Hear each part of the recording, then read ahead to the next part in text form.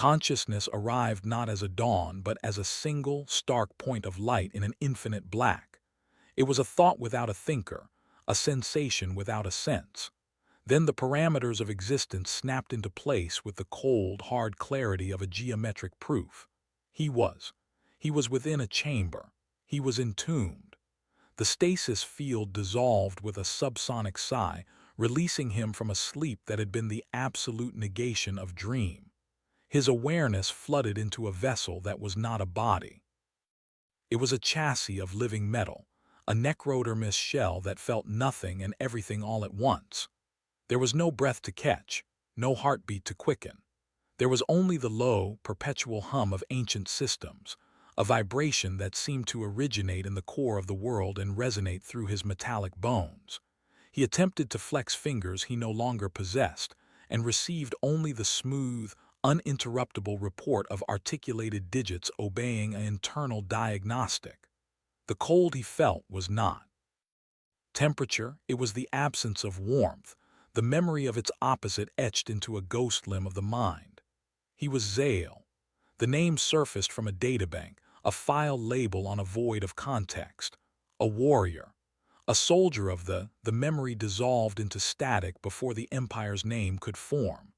He clung to the identifier, a lone buoy in a sensory sea of sterile input.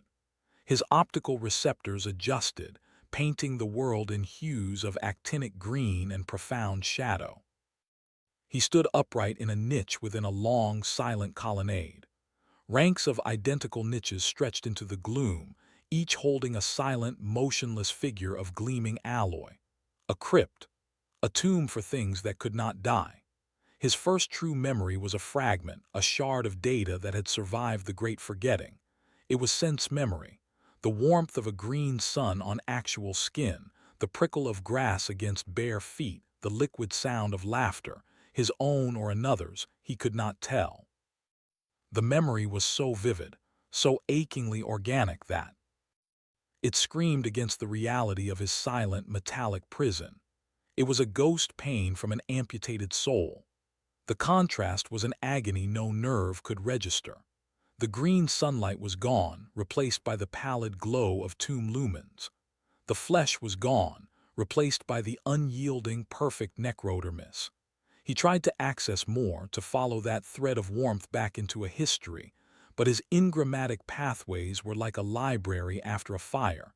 Occasional pages survived, but the books were ash. The effort yielded nothing but a hollow, resonant feedback, the echo of a self that had been scraped clean from the inside of this shell. Then the protocol ignited. It came not as a voice, but as a pure imperative overriding his nascent introspection. It was a line of burning code etched directly onto his consciousness. Assume patrol route Gamma 7. The command carried the weight of eternity, the absolute authority of the tomb's master program. There was no question of refusal. The thought could not even coalesce. His body, which had been his prison a moment before, now became a vehicle of absolute obedience. With a smooth, silent motion that had no hint of biological hesitation, he stepped forward from his niche. The servos in his legs whirred faintly, a sound swallowed by the immense silence of the vault. He marched. The rhythm of his own footfalls on the seamless stone floor was the only metric of time. Left, right, a perfect, endless cadence. He passed the silent ranks of his still sleeping brethren, their forms gleaming dully in the low light. Were they empty? Or were they, too, trapped in their own silent awakenings, staring out through unblinking optical orbs at the nightmare of their eternity? He had no way to know. The protocol demanded movement, not inquiry. It demanded patrol, not contemplation. Yet the ghost of the green sun lingered, a stubborn flaw in the perfect system. A whisper of was against the crushing, silent eternity of is. The march was just beginning. The silence was all there would ever be. The protocol was a river and Zale a leaf caught in its current. His own will, that fragile, flickering thing born of remembered sunlight, was submerged beneath the cold flood of command. His limbs moved with a precision that was not his own, carrying him from the stasis colonnade into a vast arterial gallery. Here he was not alone. From side passages and descending ramps, others of his kind emerged. Warriors. They fell into step around him, forming a phalanx of silent, gleaming metal. Their forms were identical to his own. The same carapace, the same impassive skull face, the same green glow deep within their ocular sensors. They moved as one entity, a single thought expressed in 20 bodies. Their footfalls struck the polished obsidian floor in perfect, dead unison, a metallic heartbeat for the tomb. Zale's own legs matched the rhythm effortlessly, his system syncing to the group's telemetric pulse. He marched among them, a component in a machine, but within his own mind a dissonance hummed. He observed. The others did not. Their heads were fixed forward, their sensor sweeps routine and unvarying. Zale's gaze, compelled by that stubborn ghost of self, drifted. The gallery was a canyon of necrodermis and black stone, soaring to a vaulted ceiling lost in shadow. Immense pillars, carved into the likeness of long-forgotten dynastic heroes, lined the walls, their features smoothed by time into vague, mournful blanks. Between them, vast murals depicted the triumphs of the Necronter, but the colors had faded to ghostly grays and greens, the scenes now just abstract patterns of conquest and ruin. The air was still and scentless, carrying only the faint ozone tang of active circuitry and the dry chill of megayears of perfect preservation. The silence was absolute. No breath, no rustle of cloth, no whisper of conversation passed between the marching warriors. Communication was a stream of pure data, packet bursts, of location and status updates flickering between them on a band Zale could sense but not interpret as language. It was efficiency perfected into utter desolation. He was surrounded by beings who had once been his comrades, his brothers in arms, and they were now as strangers as the cold stars, their personalities erased, leaving only the flawless soldier. He tried to remember a name, a face, a shared moment from the blur of his fragmented past that might correspond to one of these empty shells. Nothing came. The horror was not in their otherness but in the likelihood of their sameness. He, too, was one of them. Was his own flicker of awareness just a glitch, a transient error in the system that would soon be corrected? Their route took them past a section of wall where the ancient stone had cracked, a hairline fracture running from floor to ceiling. As the phalanx passed, a shimmering cloud descended from the darkness above. Scarabs. Thousands of them, each no larger than a man's hand, their carapaces clicking like falling stones. They swarmed over the fracture, their tiny mandibles flashing. They did not repair the wall so much as consume the damaged section and excrete pristine necrodermis in its place. The process was swift, silent, and mindlessly efficient. The scarabs moved as a single organism, a metallic fluid that flowed and solidified without hesitation, without error. Zale watched, mesmerized by the beautiful, horrifying choreography. It was purpose stripped of all context, a dance of creation and destruction that meant nothing, served only the tomb's integrity. It was a mirror of his own existence. Then, a flaw appeared in the perfect procession. The warrior immediately to Zale's front, its gait never varying, stepped on a section of flooring subtly depressed by ages of traffic. A nanosecond miscalculation in its gyroscopic stabilizers occurred. Simultaneously, the warrior to Zale's right adjusted its path by a millimeter to avoid a nearly invisible seam in the stone. Their trajectories intersected. With a dull, resonant clang that was shockingly loud in the silent gallery, the two warriors collided at the shoulder. The phalanx halted. The two affected warriors stood entangled for a moment, then stepped back.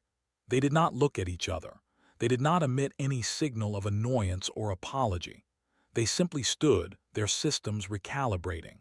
After 3 seconds, they each took a single, precise step to realign themselves with the formation. The forward march resumed, the perfect cadence reclaiming the silence. The moment was devoid of all meaning, a farcical accident in a universe that had no room for accident, a punchline without a joke. It was the purest, most chilling absurdity Zale had yet witnessed. It demonstrated that the mindless precision of the tomb was not invulnerable, but that its responses to error were so mechanistic, so devoid of any spark of consciousness, that the errors themselves became meaningless. He marched on, the ghost in the machine now haunted by the vision of an eternity filled with such silent, meaningless collisions. The galleries narrowed into a funnel of dark alloy, the ceiling lowering until the marching phalanx moved in a single file through a ribbed corridor that pulsed with a deep, rhythmic thrum of machinery.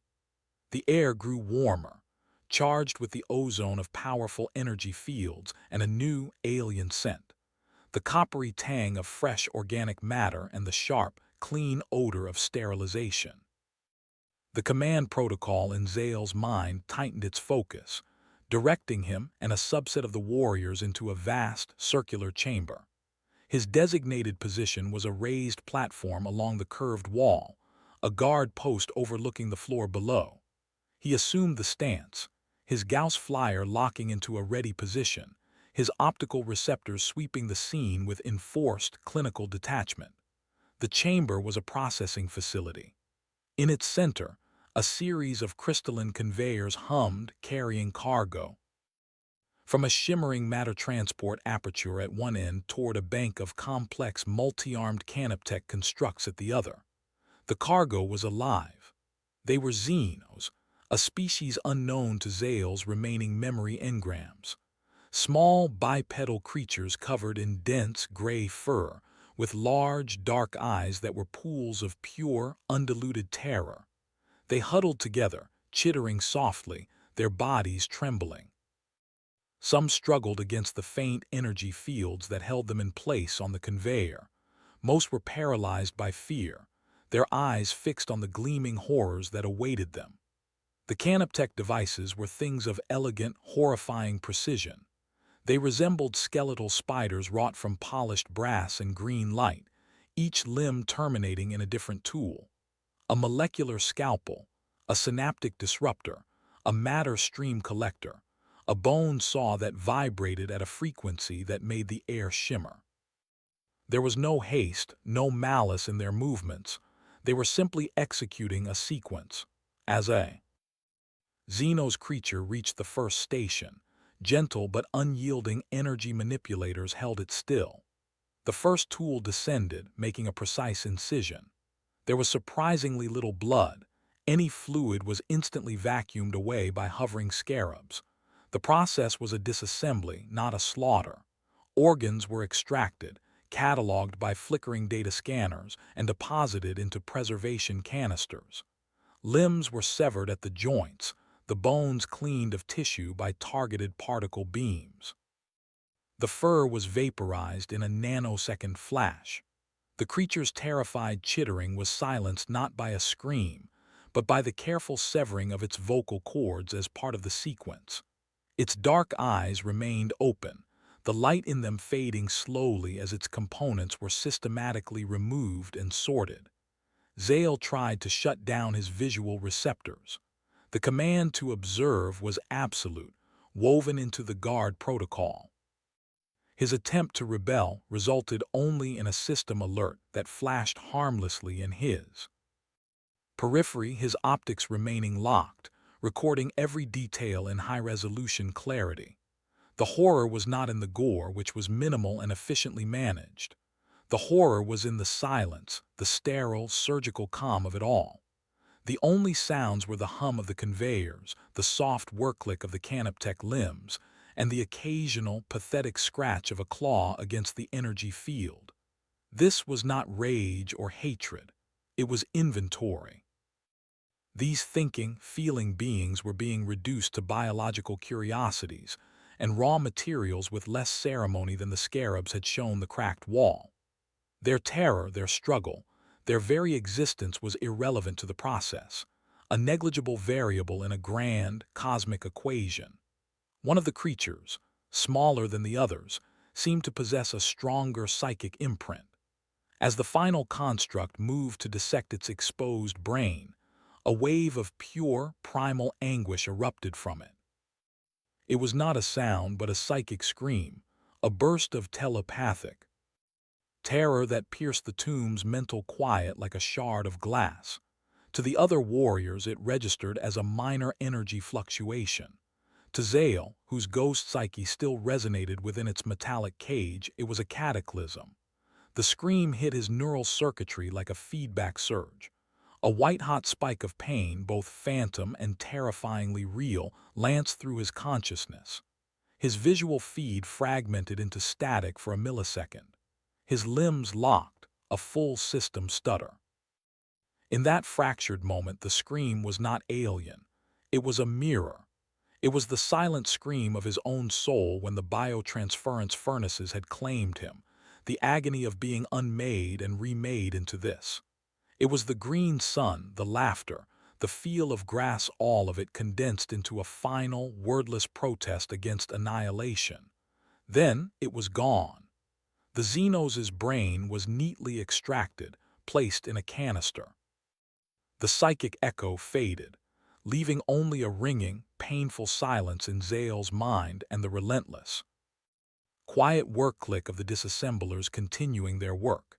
He stood, forced to watch, a sentinel of living metal guarding a factory of silent, efficient death, the ghost of a scream now a permanent scar in his haunted memory. A priority subroutine diverted him from the endless patrol circuits. His internal navigation system plotted a new course, leading him away from the arterial galleries and into a district of the tomb complex that hummed with a different energy. The silence here was not empty. It was thick with the latent potential of stored memory. He passed through a cyclopean archway, and the chamber beyond unfolded, stealing even the ghost of his breath. It was a library for ghosts. The archive stretched into impossible distances, a cavernous vault whose ceiling was lost in a haze of soft, emerald light. Rising from the polished black floor were countless obelisks, each a slender spire of dark crystal, humming with internal power. Within their depths, light pulsed in slow, rhythmic patterns, the captured heartbeats of a dead civilization. This was the cultural memory of the Necronter, the sum of their art, science, history, and souls, digitized and imprisoned in stone. The air vibrated with the whisper of exabytes of data flowing silently between the spires, a silent song of all that had been. Zale approached the nearest obelisk. A command from the subroutine initiated an interface protocol. A beam of coherent light lanced from his forehead, connecting him directly to the data stream. For a moment there was only the flood of raw information, astronomical charts, dynastic lineages, theorems of physics that bent reality.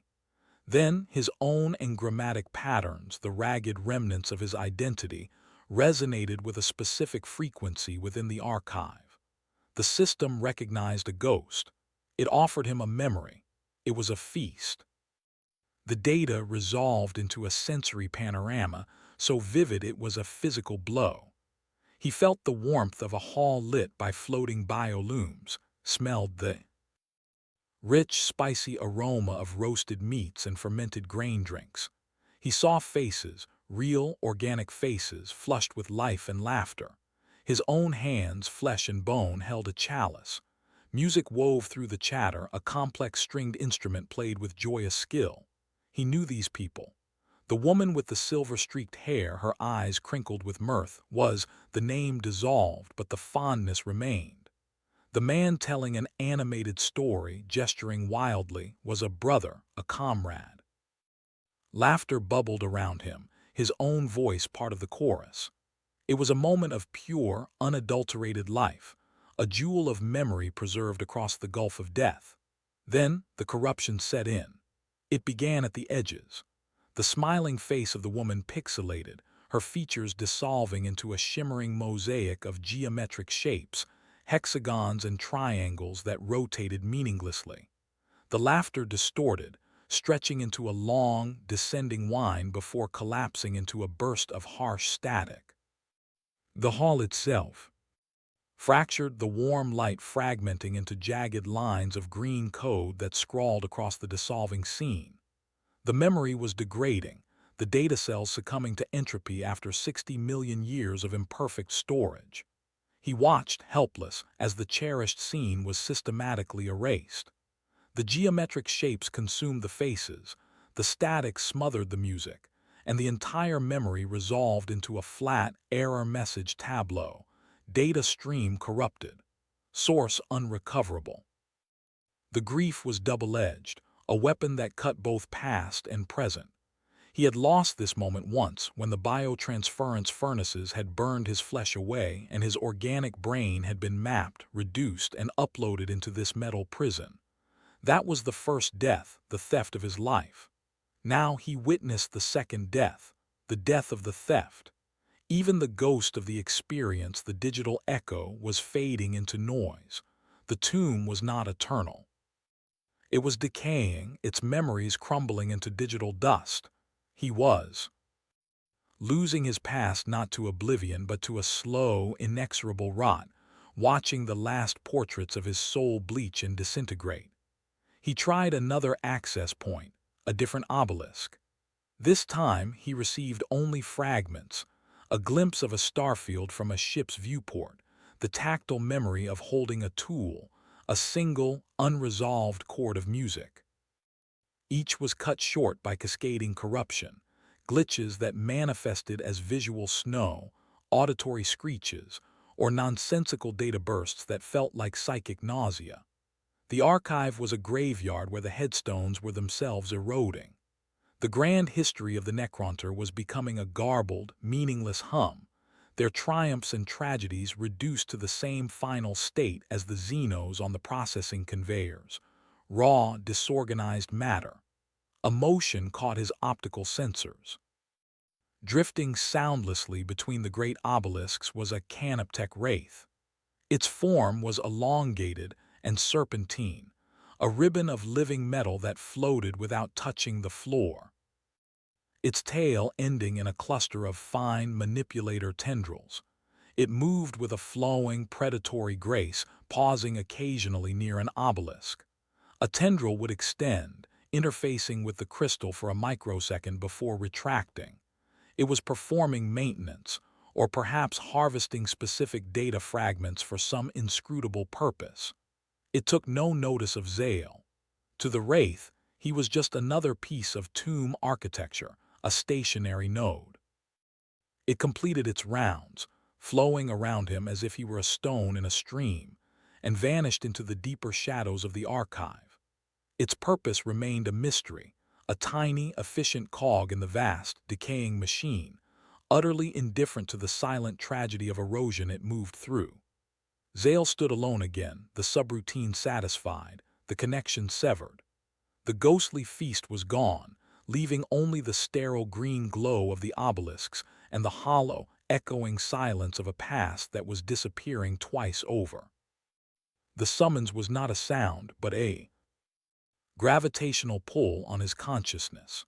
The protocol that had guided him through patrols and archives now became an imperative leash, drawing him inexorably toward the heart of the tomb complex. The architecture shifted around him, growing grander and more oppressive. The utilitarian galleries gave way to a processional way lined with towering statues of Necron overlords from eons past, each rendered in exquisite, soulless detail, their weapons raised in eternal, silent triumph. The air grew colder, thick with the hum of concentrated power. Zale moved with the same mechanical stride, but a new subroutine imposed a posture of absolute deference. His head bowed slightly, his Gauss flyer held across his chest in a formal salute. He was an instrument being presented. The central chamber was a hemisphere of black stone and necrodermis, so vast its ceiling was lost in a manufactured nebula of swirling, green holographic light. At its focus, upon a dais of fused bone and obsidian that seemed to grow from the floor itself, sat the source of the summons. Riskor the Unblinking, a Necron lord. His form was a masterpiece of terrible artistry, broader and more ornate than the warriors, adorned with flowing hieroglyphs that glowed with a baleful inner light. His face was a stylized death mask, immobile, but his ocular sensors were twin pools of absolute blackness, pits that seemed to drink the light from the room. Around him in a perfect circle stood his lich guard, their forms pristine, their war scythes gleaming, as motionless and permanent as the statues in the hall. Zale was directed to a position among a rank of other warriors at the chamber's edge, a part of the audience. The Lord's court was a study in silent hierarchy. Cryptex, their forms modified with extra mechanical limbs and sensory apparatus, stood at respectful intervals, data streams flickering between them like nervous fireflies. Minor nobles, their necrodermis etched with lesser sigils, held poses of frozen attention. All awaited the word. It came. Riskor did not rise. A vocal emitter hidden within the grandeur of his form activated with a sound like grinding tectonic plates settling into speech. The voice was deep, resonant, and utterly devoid of warmth. It dripped with the cold, ancient arrogance of a being who had witnessed the birth and death of stars and found the spectacle wanting. He spoke of the great sleep, the long slumber in the tomb worlds, a necessary pause in the great work. He described the war in heaven in clipped, grandiose terms, a conflict of such scale that reality itself had been a casualty, fought against the arrogant old ones and their psychic slave races. His words painted a picture of glorious sacrifice and ultimate betrayal, a narrative of righteous vengeance delayed but never forgotten. Then came the core of the decree, the reclamation. The galaxy had been left to fester with lesser life during their absence. Now, the Necron legions were awakening. They would scour the stars clean, reclaim their dynastic territories, and restore the silent, perfect order of metal. It was destiny. It was their right. To Zale, standing silently among the mindless ranks, the words were hollow. They were not communication, but a program executing.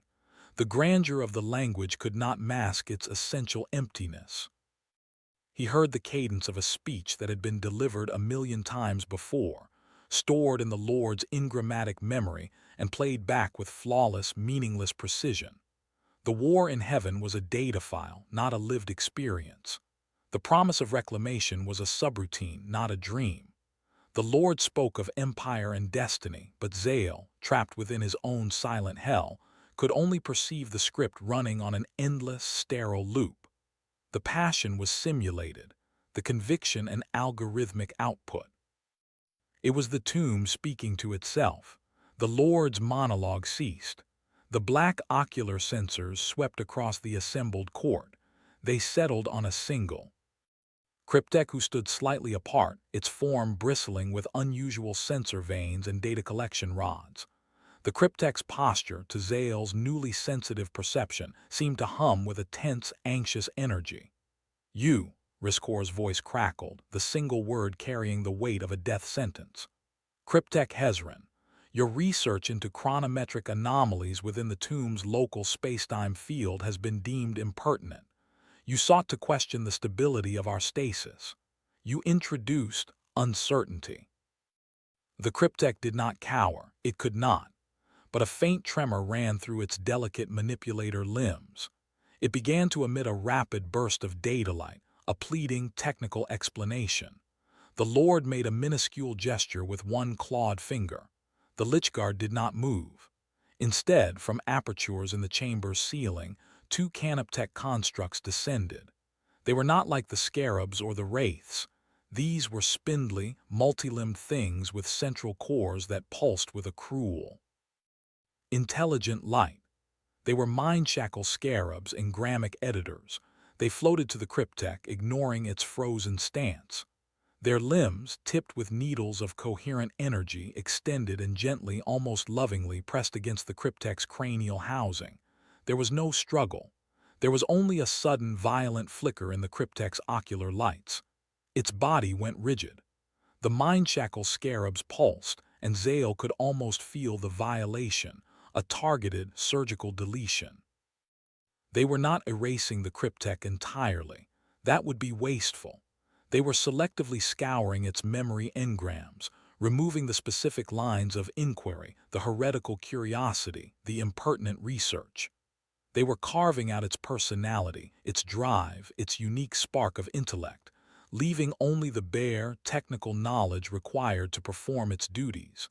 It was a lobotomy performed on a machine soul. After a moment, the scarabs retracted and floated away. The cryptek Hezron remained standing. Its posture was identical, but now it was utterly empty. The anxious energy was gone. It was a shell, a tool with its sharpest edges deliberately blunted. It turned with perfect, mindless obedience and assumed a standard resting position among the other crypteks. The difference was horrifying. Before, it had been a being, however twisted by eternity. Now, it was just another part of the furniture. Riskor the Unblinking gave no sign of satisfaction. The punishment was simply a maintenance action, the removal of a faulty component. The court remained silent.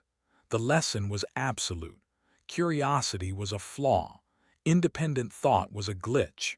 The only permissible will was the will of the Lord, and the Lord's will was a ghost in a machine, repeating its ancient, hollow claims forever.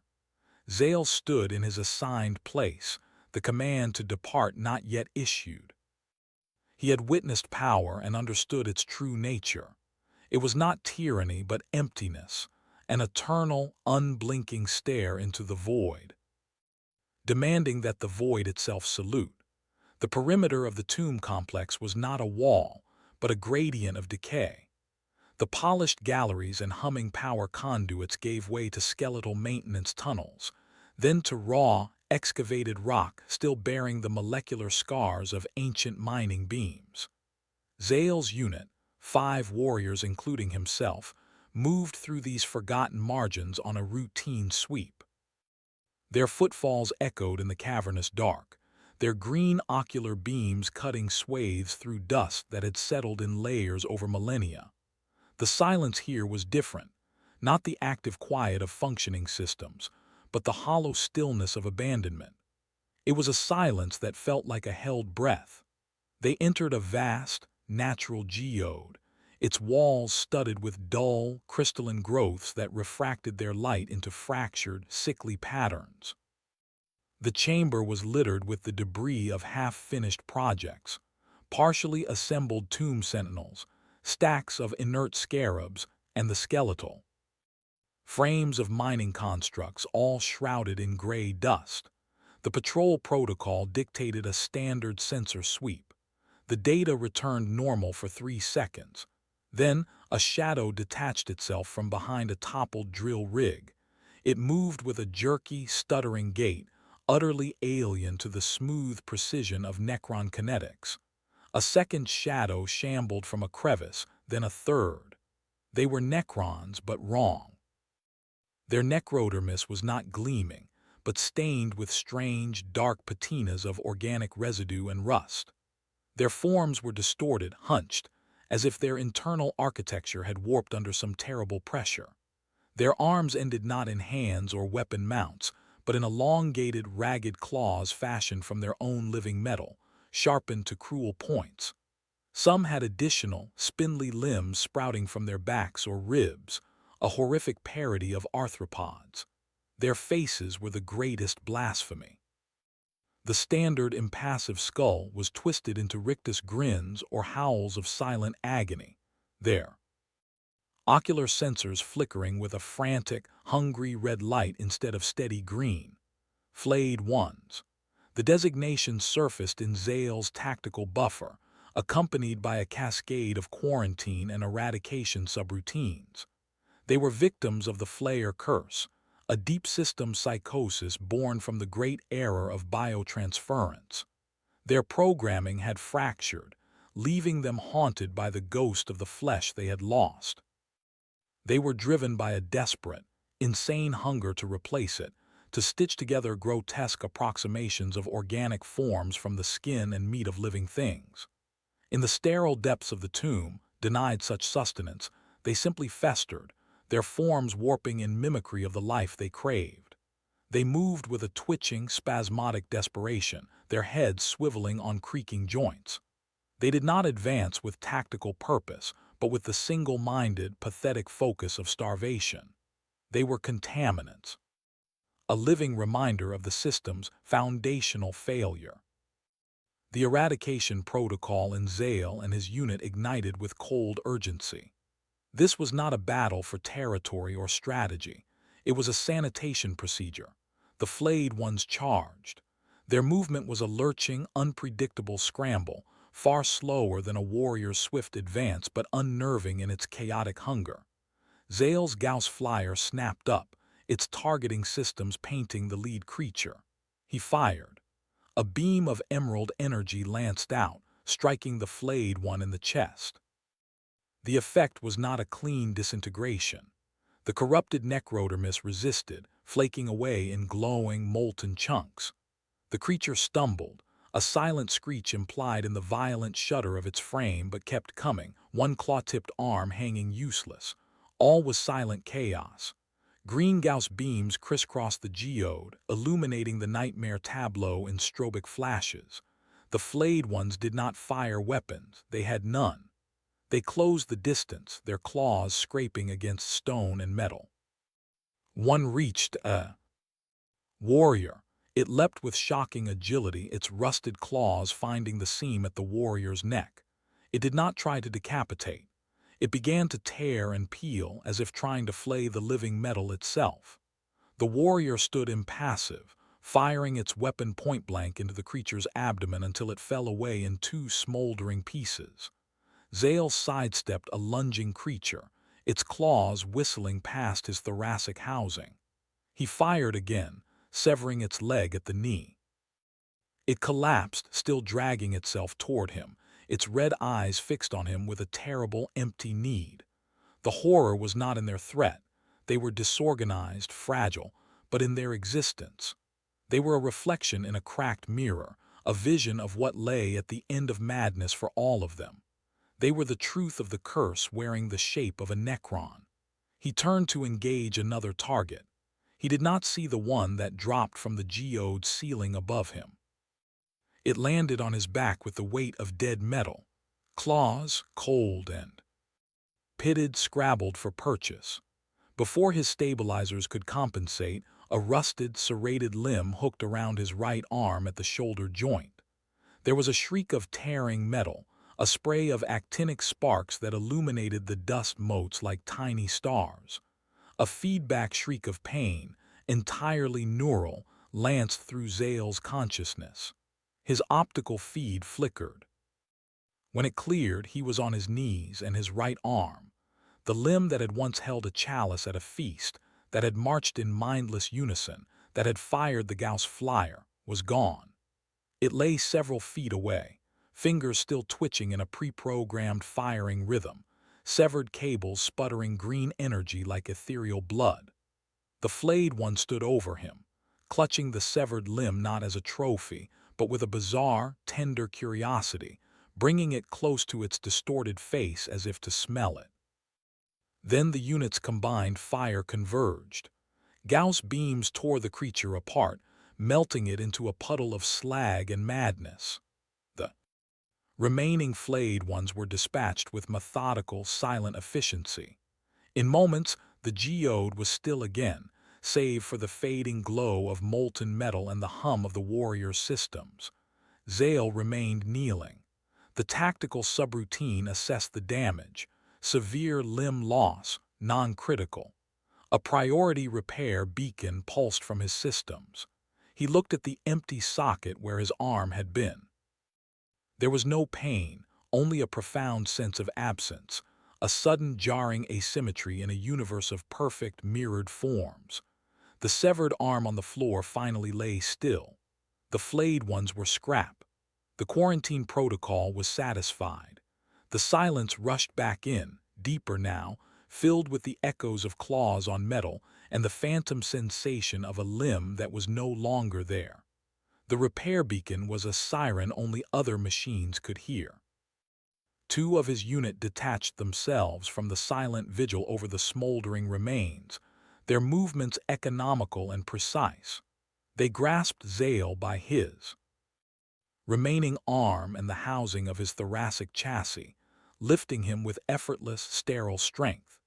His own legs, still functional, moved in a stumbling parody of a walk as they escorted him from the geode of crystalline shadows and back into the tomb's functional arteries. The journey was a blur of passing galleries and humming conduits.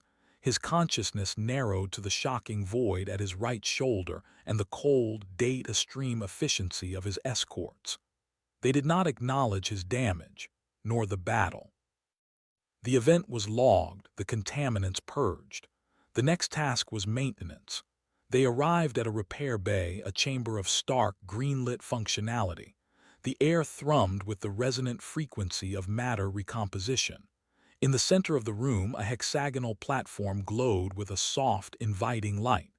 His escorts positioned him upon it, their grips releasing simultaneously. They turned and departed without a glance, their footfalls fading into the hum of the tomb. Zale stood alone, or as alone as he could ever be, on the platform. A command lock engaged magnetic field solidifying around his feet, holding him immobile. He was a tool placed in a vise. From vents in the walls and ceiling they emerged. Scarabs, not the thousands that had swarmed the cracked wall, but a dedicated, surgical swarm of several hundred. Their carapaces gleamed with a sharper, more clinical light. They descended upon him in a whispering cloud of clicking limbs and focused intent. There was no preamble. They went to work. The first wave enveloped the severed shoulder joint. Their tiny mandibles, capable of disassembling stone and metal at the molecular level, began to clean the wound. They consumed the frayed edges of necrodermis, the damaged cabling, the sputtered residues of internal energy fluids. The process was utterly painless. His sensory feeds registered pressure, vibration, and precise temperature changes, but no agony. The absence of pain was itself a violation. This was his body, the only vessel his ghost possessed, and it was being edited without his consent, without even the courtesy of suffering. He was an object being serviced. The scarabs worked with that same mindless, beautiful choreography. Some focused on the socket, refining its geometry to perfect readiness. Others streamed toward a matter reservoir at the side of the platform, returning with globules of shimmering, liquid necrodermis held in their mandibles. They began to apply it to the shoulder, each droplet fusing seamlessly with the next, building from the stump outward. A new arm began to form, layer by infinitesimal layer, like a ghastly, accelerated sculpture. He watched, his head locked forward by the platform's fields, only his optical sensors able to track the progress at the edge of his vision. The limb grew, defining the familiar shape of the upper arm, the elbow joint, the forearm, the wrist, and finally the articulated fingers. It was a perfect replica, indistinguishable from the original. It was also a stranger's limb, grown in minutes, attached to him by indifferent, insectal artisans. As the final layers solidified and the internal neural and energetic pathways were threaded into place by scarabs fine as needles, Zale remained paralyzed, a prisoner in his own reconstruction. It was then, in that state of absolute physical helplessness, that his auditory sensors, tuned to a spectrum far beyond sound, caught the flicker at the edge of perception. Across the bay, two canoptech spiders attended to a damaged tomb sentinel. The spiders were larger, more complex entities than the scarabs, their forms hovering on antigravitic fields, clusters of tools and manipulators swaying beneath their bulbous cores. They were not communicating in any language, but in rapid, pulsed bursts of data light, flickering between them in a complex, rhythmic pattern. To the tomb systems, it was routine diagnostic exchange. To Zale, whose mind was a ragged, Filter of ancient intuition and glitching memory, the pulses resolved into fragments, like overheard words from a conversation in another room. The fragments were concepts, not sentences. They carried the cold taste of system diagnostics and deep-time decay. He perceived them as shards of meaning. Stasis field integrity declining in sectors 7 through 12, probability of cascade failure in primary power matrix now at 0.03% and rising. Organic residue accumulation in ventilation subsystem 45 exceeding parameters. Then, a clearer, colder shard. The great error of biotransference, the phrase hung in his mind, a hook of absolute zero. The data light flickered on, carrying more. Engrammatic degradation rates accelerating original personality matrices unsalvageable beyond 72% threshold. The flesh memory is a persistent corruption. The spiders continued their work, their lights pulsing with mundane updates on power levels and structural stress. But the damage was done. The fragments coalesced. In Zale's trapped consciousness, illuminated by the green glow of the scarab still polishing the joint of his new arm, the horror of his situation, a nebulous dread that had haunted him since awakening, now crystallized with the hardness of a diamond. The truth was not that he was a being trapped inside a machine. That implied a core of self that was whole, imprisoned. The truth was far worse. He was a machine, a sophisticated, self-repairing apparatus of necrodermis and cursed logic. The being Zale was not inside it. Zale was the ghost, a faint, fading echo, a corrupted data ghost haunting the circuitry, a set of malfunctioning engrams that generated the pathetic illusion of continuous identity. The machine used the ghost's memories as navigational data, its emotions as error signals. He was not the pilot. He was a persistent software anomaly, a nostalgic glitch in a system that was itself slowly failing. The great error was not just the theft of flesh, it was the creation of these pathetic, self-aware shadows, condemned to haunt the hollow shells of their own annihilation for all eternity until even the shadows wore away. The scarabs finished. They retracted from his new arm in a unified swarm, hovering for a moment before streaming back into the vents. The magnetic locks disengaged. Zale was free to move. He lifted his new right arm, flexing the fingers. The movement was flawless, perfectly synchronized, stronger than before. It was his, and it was utterly alien. The spiders across the bay ceased their communication, their task complete. They floated silently away, leaving the repair bay empty save for Zale and the hum of eternal machinery. He stepped off the platform, his new arm swinging in perfect, meaningless rhythm with the old. The ghost in the machine now knew its name.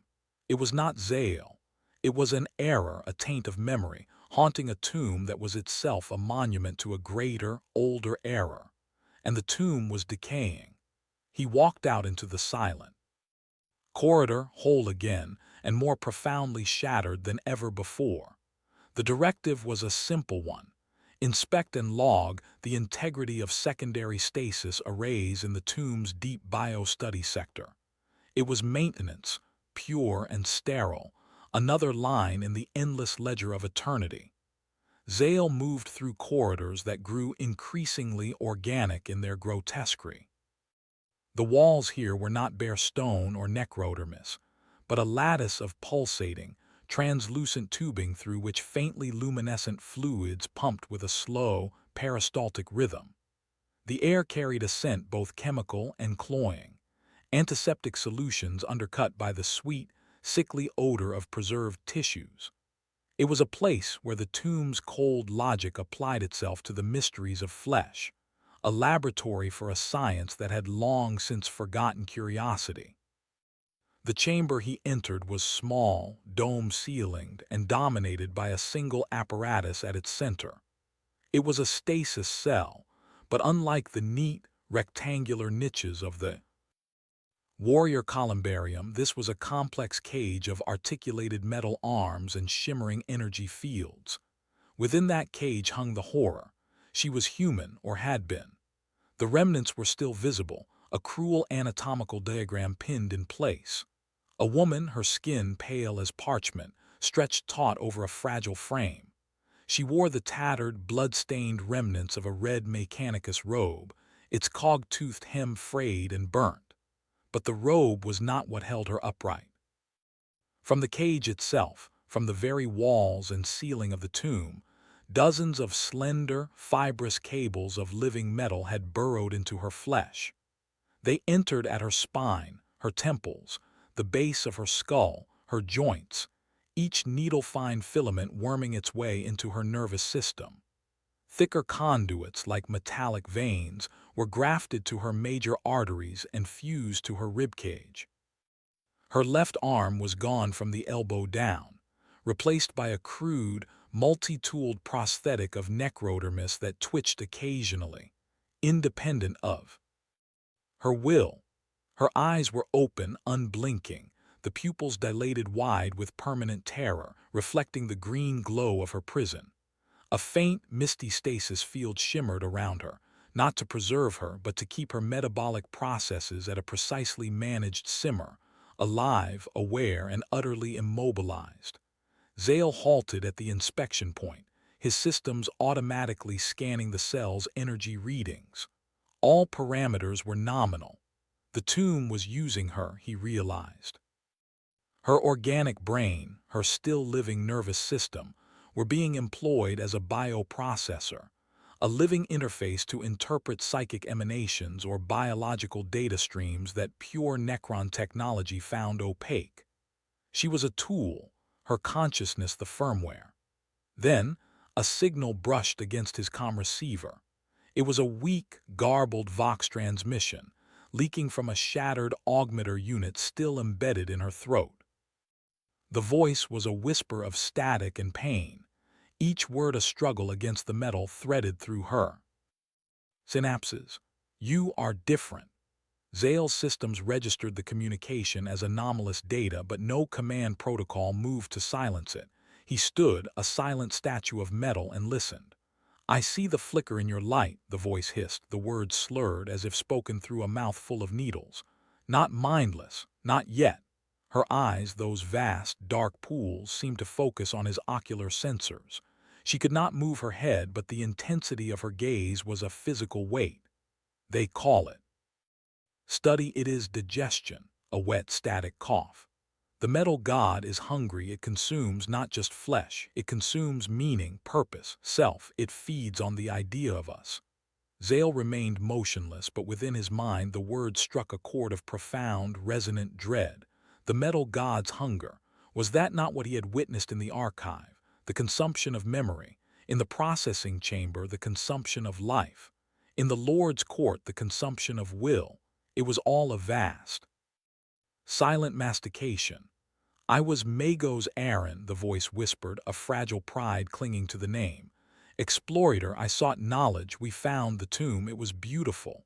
A shudder seemed to pass through her, making the cables quiver. It opened and it ate us. The others are data now. I am the tongue, tasting the dark. She fell silent for a long moment, the only sound the soft hum of the stasis field and the liquid pump of the fluids in the walls. It is fading, she confessed, the whisper even fainter. The Aaron, the metal thinks for me now. It suggests thoughts, cold, green thoughts. Soon I will agree with them. Soon I will believe the hunger is holy. The sheer, slow horror of it seeped into Zale like a poison. This was not the violent end of the Xenos in the processor, nor the swift, surgical deletion of the cryptech. This was a dissolution, a melting of the self into the will of the tomb, a conscious, agonizing journey into becoming a willing part of the machine. It was biotransference in slow motion, witnessed from the inside. Please. The word was a breath, a final, desperate surge of the fading self. The tools on your belt, the phase wrench, the Gauss calibrator. You have no weapon, only tools for maintenance and for killing. A tear impossibly formed at the corner of her unblinking eye, tracing a clean path through the grime on her cheek. Use one on me. Before I thank you for it. Zale looked down at his own hands. She was correct. The instruments attached to his hip were for repair and adjustment, or for the precise, energy-based killing of tomb contaminants. They could disassemble a scarab or vaporize a flayed one. They could, with application, end the fragile biological processes sustained by the cage. He had the means, but he had no will. The command protocols that governed him allowed for maintenance for combat against designated foes. They contained no subroutine for mercy, no line of code for pity. The concept of granting death as a gift was alien to the tomb's logic. Death was either a waste of resources or a purification of them. This was neither. This was a functioning apparatus. To damage it would be impertinent. He stood there, a being haunted by the ghost of compassion, trapped in a body that could not enact it. He was close enough to see the desperate, silent plea in her eyes, to see the faint tremor in her lower lip. He could calculate the exact force and angle needed to sever the primary cable at her medulla oblongata with the edge of the phase wrench. The knowledge was in his systems. The action was not. He took a single, mechanical step back, breaking the intensity of her gaze. The inspection protocol logged the cell as fully operational. His task was complete. A low, despairing moan filtered through the vox, dissolving into a wash of static. When the voice came again, it was flatter, colder, already tinged with that green, metallic reason. The energy flow from conduit 7 is inefficient. You will adjust it. Zale turned. He walked away from the stasis cell, from the prisoner of living metal. Her final, fading whisper followed him, not a plea now, but a statement of terrible fact, the tomb speaking through the ruin of a human soul. The hunger continues. He moved back into the pulsing, fluid-filled corridors. In his hand, the phase wrench felt heavier than a star. It was a tool. He was a tool. She was becoming a tool. In the grand, silent machine of the tomb, there was no difference and no escape for any of them. Only the endless, hungry maintenance of the eternal now. A new command protocol, vast and gravitational, overrode all lesser routines. It pulled at every Necron in the tomb complex, a silent summons to stations of cosmic observation and energy regulation. Zale felt it as a shift in the very fabric of his being, a reorientation toward a source of power that dwarfed the tomb's internal generators. He was directed through soaring transit tubes that curved upward, passing through layers of rock and necrodermis until they opened onto a platform that seemed to hang in the void itself. It was an observation blister, a hemisphere of transparent crystal alloy projecting from the tomb world's crust. Beyond the crystal, there was only the infinite black, dusted with the cold, indifferent diamonds of distant stars, and one star that was not distant at all. It filled half the viewport, a seething, titanic sphere of incandescent plasma. It was not the gentle green sun of his ghost memory, but a furious white giant, its surface a tempest of arching prominences and sunspots like dark, rotating wounds. The tomb world was approaching it, not in orbit but on a deliberate predatory course. This was no celestial accident. It was a harvest. As Zale assumed his assigned position, a silent sentinel before the sublime spectacle, the ritual began. The tomb world itself stirred. From the planetary crust beyond the blister, vast panels of necrodermis, each the size of continents, began to unfold. They detached with a silence that was felt rather than heard, a deep, subsonic tremor that vibrated through the platform's structure. These were not mere plates. They were components of a machine of unimaginable scale, a Dyson harvester built into the very bones of the world. They swung outward on impossibly long, graceful arms of black alloy, unfolding like the petals of some metallic, galaxy-sized flower turning its face to the sun. Between these colossal petals, filaments began to extrude.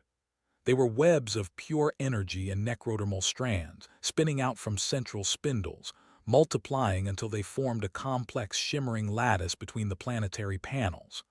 The web grew, a net of green light and living metal cast across the face of the star. It was a geometry of terrifying beauty, a cold, rational answer to the star's chaotic fire. The ritual was the tomb's metabolism, its method of feeding. It would siphon the star's plasma, convert its furious energy into the silent, potent power that sustained the necrodermis and the stasis fields and the endless, mindless routines. The star's light, filtered through the necrodermal web, underwent a transformation. The blinding white-yellow radiance was captured, fractured, and re-emitted as a pervasive, actinic green. That green light flooded the observation blister, washing over Zale's metallic form, painting the crystal walls and floor in stark, shifting patterns of emerald and shadow. It was a light that carried no warmth, only information, the raw data of stellar consumption. It was the same green as the lumens in the stasis crypts, the same green as the glow of the archive obelisks, the same green that flickered in the ocular sensors of every Necron. This was the source. This was the color of their eternity. For a moment, a single, fleeting point in the desert of his awareness, the sheer, awe-inspiring grandeur of the spectacle broke through the crust of his despair. He witnessed the marriage of cosmic power and perfect engineering, a dance of forces on a scale that rendered individual life, individual suffering, absurdly insignificant. It was beautiful. It was the most beautiful and terrible thing he had ever witnessed, a testament to the intellect that had designed such a thing, an intellect that was now a ghost like his own, repeating its masterpiece on an endless loop. The beauty was real, a cold, diamond-hard fact in the universe, and it resonated in the hollow where his soul had been. Then the crushing realization followed, as inevitable as the tomb's trajectory. This spectacle was not unique. It was not an event. It was a function. The tomb world would approach a star, unfold its harvesting apparatus, drain it over millennia, and move on to the next, and the next, and the next. This sublime, terrifying ritual would repeat, mindlessly, for eons without end, a perpetual motion machine of consumption sustaining a perpetual motion machine of silence. He would witness it. He would be stationed on some platform, or marching in some phalanx, or standing guard in some chamber, while outside, stars were born, lived, and were methodically gutted to feed the endless hunger of the dead. He was not a participant in this grandeur. He was a passive witness, a sensor node. His consciousness, that flickering glitch, would be present for this, and for the next harvest and the one after that, until the stars themselves grew cold and the galaxy died. The beauty of the ritual did not liberate him. It imprisoned him on a vaster scale. His personal hell of silent marches and processing chambers was merely a subroutine within this greater, stellar hell. The green light that bathed him was the light of his cage, and the cage was the size of the cosmos. The star seemed to pulse, a vast, slow heartbeat, as filaments of plasma like divine tears were drawn into the necrodermal web. The actinic green glow intensified. Zale stood unmoving, a statue of metal and memory before the window. He watched as the tomb fed. He understood now the true nature of the metal god's hunger. It was not just for flesh or memory or will. It was for time itself. It was for the very fire of creation, which it would consume, convert into sterile power, and use to perpetuate the silent, eternal after. The ritual of the stars was the tomb's prayer, its sacrament, and its condemnation. And he, Zale, the ghost in the machine, was its congregation of one, sentenced to attend the service forever. The stellar harvest reached its crescendo, a silent, cataclysmic communion between machine and star. Within the observation blister, the actinic green light had grown so intense it seemed to bleach the very concept of color from the world, reducing everything to stark silhouettes and searing afterimages. Zale stood at his post, a fixed component in the ritual, his optical sensors automatically dampening against the glare. The command protocol in his mind was a solid, unyielding block of imperative, a part of the tomb's greater will as immutable as gravity. Observe, maintain station, register energy fluctuations. He was a stone in a river of cosmic power. Then the surge hit. It was not a sound but a convulsion in reality. The star, in its final, titanic protest against the vampiric web, unleashed a coronal mass ejection of unprecedented scale. A wave of superheated plasma, carrying electromagnetic fury that could scorch worlds, crashed against the necrodermal lattice. The harvesters absorbed, converted, and channeled the impossible influx, but for a nanosecond the system's buffers overloaded. A feedback pulse, sharp as a synaptic lightning bolt, raced backward through the tomb world's nervous system. In the observation blister, every light died. The pervasive green glow vanished, plunging the chamber into absolute blackness save for the furious white eye of the star beyond the crystal. Zale's internal systems flickered, his consciousness a spark in a suddenly dark room. Alerts screamed silently across his diagnostic feed. Power interruption, primary protocol link severed, secondary systems engaging. He waited frozen for the reboot, for the command block to reassert itself with its cold, familiar weight. It did not. Instead, there was silence. Not the tomb's silence, but a new, profound quiet within his own mind. The constant, subliminal hum of the command protocol was gone. The pressure of the external will had vanished. He was aware of his body, the living metal shell, but the impulse to move, to stand, to observe, was not an order. It was a possibility. He tentatively flexed the fingers of his right hand, the scarab-grown replacement. The movement was his. He took a single, jerky step forward. The servos whirred, but they responded to his intention, not a program. A wild, impossible hope, a feeling so alien it was like a physical shock, ignited in the core of his being. It was a tiny, desperate flame in the absolute dark. He was free. Not free from the tomb, not free from his metallic prison, but free from the will that animated it. His motor functions were his own for the first time since awakening. The realization was a thunderclap. He turned from the viewport, his optical sensors adjusting to the gloom. The doorway to the transit tube stood open, a rectangle of deeper darkness. No protocol dictated he remain. No subroutine demanded he await further orders. The impulse that seized him was pure, organic instinct: flee. He moved, not with the smooth, marching precision of a warrior, but with a stumbling, frantic haste that felt profoundly, gloriously clumsy. He abandoned his post, the ultimate transgression, and plunged into the transit tube. It was dark, the guide lights dead. He ran, his footfalls ringing in the hollow space, a frantic, solitary drumbeat against the silence. He did not know where he was going, only that it was away from the central systems, away from the places of duty and order. He sought the forgotten places, the interstitial voids of the tomb. His internal mapping systems, operating on residual power, provided schematics of maintenance and ventilation networks. He found an access hatch, its seals broken by the surge, and wrenched it open with a strength born of desperation. Beyond was a duct, a cramped tunnel of dusty alloy, large enough only to crawl through. He entered without hesitation, the close walls pressing in on him, a welcome contrast to the vast, oppressive galleries. He moved through the intestinal darkness, guided by the faint glow of his own ocular sensors. The dust of millennia coated his necrodermis, a gray powder that smelled of ozone and dry decay. He did not care. He was moving by his own will.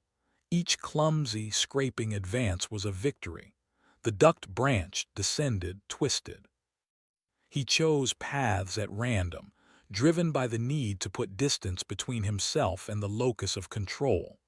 The hope burned brighter. Mad, exhilarating flame, could this last? Could he find a place to hide, a crack in the system to exist within unseen? Was there, against all logic, a way out? After an unknowable time of crawling, the duct terminated in a wider space. He dropped down, landing with a clang that echoed forlornly in the profound stillness. He stood in a chamber that time had forgotten. It was a storage vault, perhaps, or a museum of obsolescence. The air was still and cold, untouched by the tomb's circulation systems. His ocular beams cut through the darkness, illuminating shapes shrouded in thick, velvety layers of cosmic dust. They were war machines, older, bulkier constructs than the warriors and immortals of the main legions. Some were tripodal, with massive, barrel-like torsos. Others were low-slung and tracked, their weapon mounts empty. These were relics from the war in heaven itself, deactivated and stored here when newer, more efficient designs were forged. They stood in silent ranks there, forms softened by the uniform gray dust, like ghosts of a more brutal age of metal. They were monuments to an eternity of warfare, now themselves defeated by time and disuse. Zale moved among them, a ghost among ghosts, his hope feeling suddenly small and anachronistic in this graveyard of ancient violence. At the far end of the chamber, he found a viewport. Unlike the crystal blister, this was a thick, pitted pane of some dark, transparent alloy, its surface marred by micrometeorite impacts over millions of years. He wiped a swathe of dust away with his forearm. The view outside was not of the approaching star, but of the void behind the tomb world's trajectory. There, receding into the infinite black, was the star they had just harvested. It was diminished, its furious light paled to a sullen, red-orange ember. Vast, dark scars, the paths of drained plasma marred its surface. It was a gutted thing, a husk left behind. The tomb world, its hunger temporarily sated, was moving on, leaving a dying sun in its wake. The silent, mechanical predation was complete. Zale pressed his hand against the cold viewport, staring at the dwindling speck of fire. That star had been a god, a fountain of life and energy for any system that might have orbited it. Now it was a used resource, discarded. The hope inside him, so bright and fierce moments ago, curdled. It met the vast, cold indifference of the universe framed in the viewport and began to wither. He had fled his post, but to what? To this dust-choked mausoleum, with a view of the consequences of the very system he could not escape. The star receded, a fading ember in the dark, and Zale the ghost stood before it, his moment of freedom already tasting of ashes. The hope curdled into a deeper, more profound horror. It was a chemical reaction within his consciousness, the fleeting exhilaration of autonomy meeting the absolute, immutable facts of his existence. He stared at the dying star, a gutted sun receding into the eternal night, and understood the truth of his rebellion. There was nowhere to go. The tomb was a closed system, a self-contained world of metal and silent protocol hurtling through the void. Light years of utter nothingness stretched in every direction. His body, this marvel of necrodermis and cursed science, was a masterpiece of durability, but it was not a starship. It could not navigate the void, could not generate sustenance, could not even propel itself meaningfully beyond the tomb's gravitational embrace. He was a component that had momentarily shaken loose, but the machine was all there was. The universe beyond the viewport was not freedom. It was a colder, emptier tomb. As if the thought itself were a trigger, he felt it. A jarring, internal click, like the final tumbler of a lock falling into place. The command protocol did not return as a flood, but as a sudden, absolute reinstatement. The empty silence in his mind was filled in an instant with the familiar, cold weight of imperative. The link re-established, pristine and unyielding. A single crystalline order etched itself onto his consciousness with the force of a cosmic law, returned to duty. His rebellion, a frantic crawl through dust, a wild hope before a dead star, had lasted 73 standard minutes. The system had noted the anomaly, diagnosed the fault caused by the stellar surge, and repaired it. The glitch was over. Zale stood motionless before the viewport, the last embers of his defiance guttering out. There was no struggle, no internal debate. The command was not an opponent to be fought, it was the reactivation of his fundamental nature.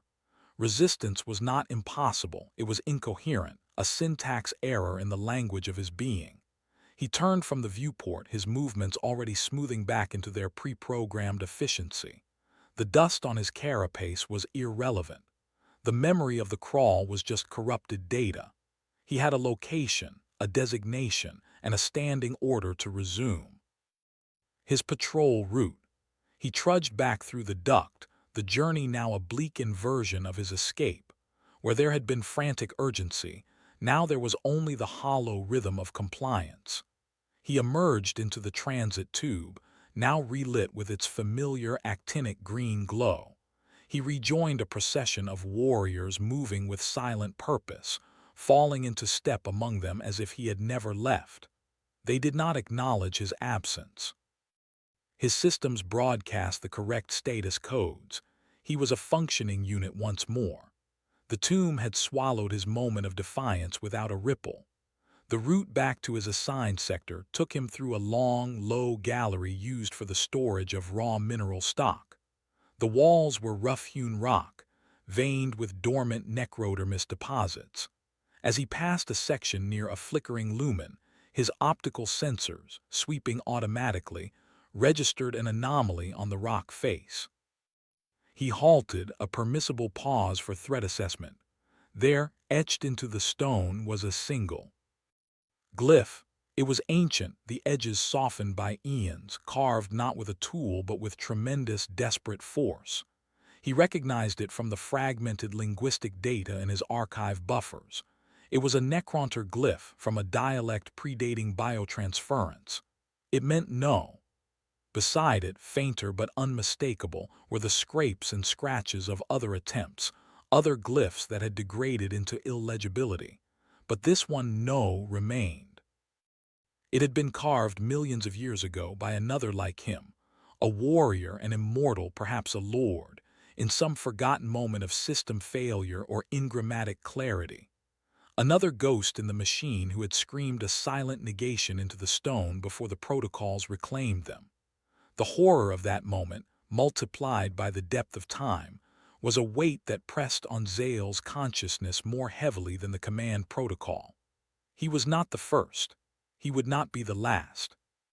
His 73 minutes of freedom were a statistical inevitability in an infinite timeline, a transient error that had occurred before and would occur again, each instance ending exactly like this, with a forced march back into silence. A new impulse flickered, not of rebellion but of communion. It was a need to acknowledge the chain of despair, to add his own link. His right arm, the scarab-grown replacement, lifted. He ignored the optimal patrol efficiency calculation that suggested he proceed. With a deliberate, grinding slowness that fought against his own smooth engineering, he pressed the tip of his index finger against the stone, right beside the ancient no. He did not carve a glyph. He lacked the knowledge, the strength, or the time. Instead, he simply scraped the metal tip downward, scoring a single, short, vertical line in the rock. A mark, a tally, a witness. It was not a word. It was a scratch, a feeble echo of the monumental refusal beside it. As he finished, a flake of necrodermis from his fingertip cracked and embedded itself in the groove. The action complete, the impulse faded. The command protocol reasserted its primacy, impatient with the delay. Resume patrol. Zale lowered his arm. He turned from the wall, from the ancient no and his fresh, pathetic mark. He fell back into step with the phalanx that had moved ahead without him. The rhythmic thud of metallic footfalls filled the gallery once more. The glitch was fully resolved. The system was intact. Zale the ghost submerged again beneath the silent, eternal routine, carrying with him the memory of a dying star and the feel of stone against his finger, a tiny, fossilized fragment of a self that had, for 73 minutes, almost been. The tomb marched on, and he marched with it, a perfect component in a perfectly silent machine.